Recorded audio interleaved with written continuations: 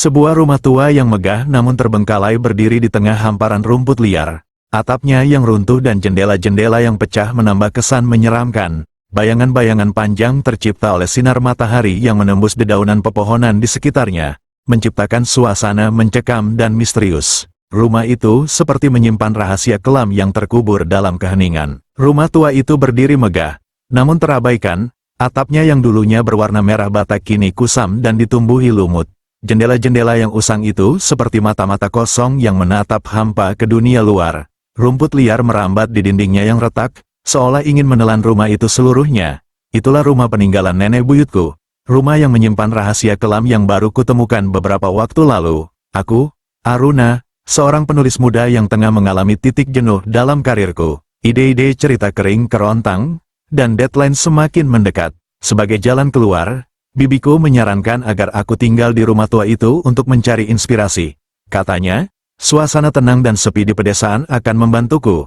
Aku ragu, tapi desakan bibiku yang keras kepala akhirnya memaksaku untuk menerima tawaran tersebut. Perjalanan menuju rumah itu terasa panjang dan melelahkan. Jalanan berliku, dikelilingi pepohonan rindang yang menjulang tinggi. Sinar matahari yang menembus dedaunan menciptakan bayangan-bayangan yang aneh dan menyeramkan. Setibanya di sana, suasana mencekam langsung menyambutku. Angin berdesir dingin menerpa wajahku, membawa aroma tanah lembab dan sesuatu yang tak dapat kudefinisikan. Aroma yang sedikit menyeramkan. Rumah itu besar dan gelap. Debu tebal menyelimuti setiap sudut ruangan. Perabotan usang berserakan di mana-mana, menciptakan kesan yang suram dan menyeramkan. Aku mulai membersihkan rumah itu, mencoba menghidupkan kembali suasana yang telah lama mati. Namun, semakin lama aku membersihkan, semakin banyak keanehan yang kutemukan. Di kamar tidur utama, aku menemukan sebuah cermin besar yang tersembunyi di balik lemari tua. Cermin itu tampak antik, dengan bingkai kayu yang sudah lapuk dan ukiran-ukiran rumit yang terlihat menyeramkan. Aku membersihkan debu yang menempel di permukaan cermin, dan saat itulah aku melihatnya. Sebuah bayangan samar-samar muncul di balik pantulan cermin. Bayangan itu seperti wajah seorang wanita tua yang pucat pasi, dengan mata yang kosong dan rambut yang panjang dan kusut. Aku mengabaikannya, mungkin hanya bayangan biasa, kataku pada diri sendiri. Namun, bayangan itu terus muncul setiap malam. Kadang-kadang, aku melihatnya tersenyum sinis, dan kadang-kadang, aku melihatnya menangis terseduh-seduh. Bayangan itu selalu ada di sana, mengawasi setiap gerak-gerikku. Malam demi malam, kejadian-kejadian aneh terus berlanjut. Aku sering mendengar suara langkah kaki di lantai atas, suara bisikan-bisikan yang tak jelas, dan suara tawa perempuan yang nyaring dan mengerikan. Aku mencoba untuk tetap tenang, tapi ketakutanku semakin menjadi-jadi. Aku merasa seperti diawasi oleh sesuatu yang jahat. Suatu malam, aku terbangun dari tidurku karena mendengar suara gaduh di ruang tamu. Aku berjalan ke ruang tamu, hati berdebar-debar ketakutan. Di sana, aku melihat bayangan wanita tua itu berdiri di dekat jendela. Rambutnya terurai panjang, menutupi wajahnya yang pucat. Aku mencoba untuk memanggilnya, tapi ia menghilang begitu saja. Kejadian itu membuatku semakin ketakutan. Aku memutuskan untuk mencari tahu siapa wanita tua dalam cermin itu. Aku mencari informasi di perpustakaan desa, mencari tahu sejarah rumah tua itu. Di sana, aku menemukan sebuah buku tua yang berisi catatan sejarah keluarga. Buku itu menceritakan kisah nenek buyutku, seorang wanita cantik yang meninggal secara tragis di rumah itu. Konon, ia meninggal karena dibunuh oleh suaminya sendiri. Setelah membaca catatan itu, aku mengerti.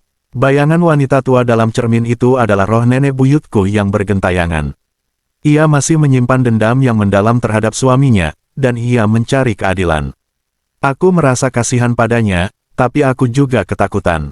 Aku tak tahu apa yang akan ia lakukan selanjutnya. Malam berikutnya, bayangan wanita tua itu muncul kembali. Kali ini, ia tampak lebih jelas. Aku bisa melihat wajahnya dengan jelas, wajah yang penuh dengan kesedihan dan kemarahan. Ia menatapku dengan tatapan tajam, seolah-olah ingin mengatakan sesuatu. Aku ingin keadilan, bisiknya, suaranya lemah dan serak. Aku terperanjat. Aku tak menyangka bahwa ia bisa berbicara.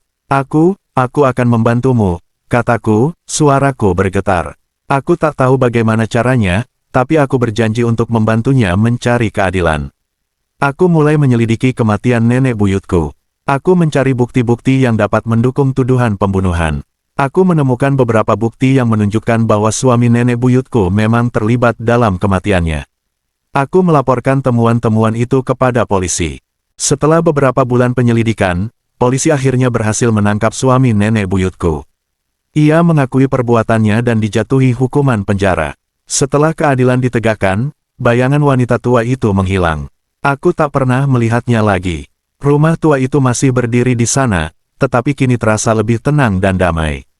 Aku menyelesaikan tulisanku tentang kisah nenek buyutku, dan ceritaku itu menjadi bestseller. Aku merasa lega karena telah menyelesaikan sebuah misteri dan membantunya mendapatkan keadilan. Namun, kadang-kadang, saat aku menatap cermin di kamarku, aku masih melihat bayangan samar-samar di balik pantulan cermin. Bayangan itu seperti wajah wanita tua yang tersenyum, sebuah senyum yang penuh syukur dan kedamaian. Aku tahu, ia telah menemukan kedamaian abadi. Dan aku, telah menemukan inspirasi yang selama ini kucari. Kisah ini mengajariku bahwa terkadang, horor tak hanya datang dari sosok yang menakutkan, tapi juga dari ketidakadilan dan dendam yang terpendam. Dan bahwa, bahkan dalam kegelapan, ada secercah cahaya keadilan yang dapat ditemukan. Bertahun-tahun berlalu, aku meninggalkan rumah tua itu, memilih untuk hidup di kota yang ramai. Kisah nenek buyutku telah menjadi buku terlaris, dan aku menjadi penulis terkenal. Namun, bayangan masa lalu itu masih menghantuiku. Kadang-kadang, aku masih terbangun di tengah malam, didera mimpi buruk tentang rumah tua itu dan bayangan wanita tua yang mengerikan. Suatu hari, aku menerima telepon dari seorang wanita tua yang mengaku sebagai cucu dari mantan suami nenek buyutku. Ia meminta maaf atas apa yang telah dilakukan oleh kakeknya.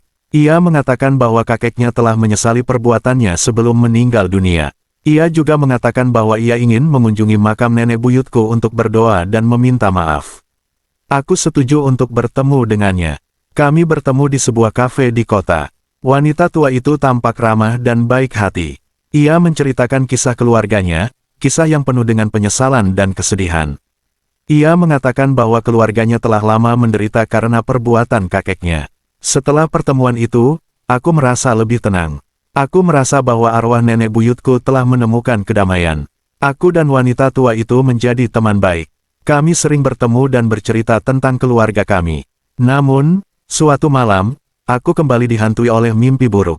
Aku bermimpi kembali ke rumah tua itu. Aku melihat bayangan wanita tua itu berdiri di dekat cermin. Kali ini, bayangan itu tampak berbeda. Ia tampak lebih gelap dan lebih menyeramkan.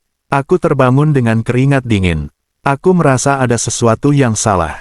Aku mencoba untuk menghubungi wanita tua itu, tapi teleponnya tidak aktif. Aku merasa cemas dan takut.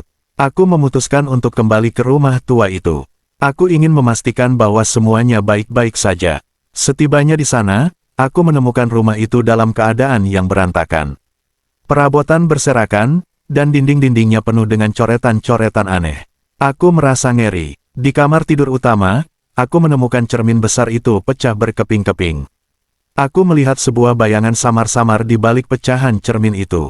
Bayangan itu tampak marah dan mengancam. "Kau telah mengkhianatiku," teriaknya. Suaranya menggema di seluruh ruangan. Aku terperanjat. Aku tak tahu apa yang terjadi. Aku mencoba untuk melarikan diri, tapi aku tak bisa.